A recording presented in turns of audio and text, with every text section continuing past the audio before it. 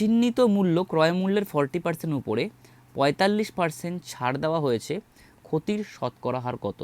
তাহলে ক্রয় মূল্যটা জানি না, ক্রয় মূল্যটা ধরে নিই আমরা 100, আর চিহ্নিত মূল্য কত বলেছে? ক্রয় মূল্যের 40% উপরে। তাহলে চিহ্নিত মূল্য বলতে মার্ক প্রাইস, ঠিক আছে, এমপি দিয়ে লিখছি। তাহলে 100 এর 40% কত? 40 হবে। তাহলে 100 উপরে বলেছে, তার মানে যোগ করতে হবে, ঠিক আছে। তাহলে 140 টাকা হচ্ছে এখানে মার্ক প্রাইস। এগুলো কিন্তু সব ধরা মান, হ্যাঁ, এগুলো কিন্তু ধরা মান।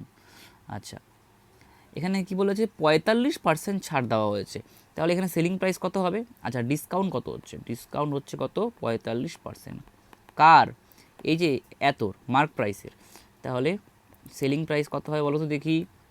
তাহলে 45% যদি ছাড় দেওয়া হয়, তাহলে বাকি 55%, বুঝতে পেরেছো? মানে 100 থেকে আমরা 45 বাদ দিচ্ছি, তাহলে 55 হচ্ছে। তাহলে বাকি 55% হচ্ছে সেলিং প্রাইস। তাহলে 140 ইন্টু 55/100, 0 0 কাটলাম, 5 দিয়ে কাটলাম, 5 11 55, 5 2 10, 7 2 14। তাহলে হচ্ছে সেলিং প্রাইস হচ্ছে 77। তাহলে কি বলেছে? ক্ষতির শতকরা হার কত? তাহলে দেখো, কস্ট প্রাইস 100 টাকা আর এখানে সেলিং প্রাইস 77 টাকা।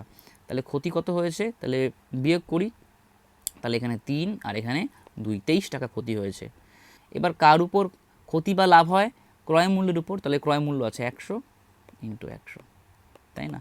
তাহলে 23%, 23%, অর্থাৎ বি হলো অ্যান্সার।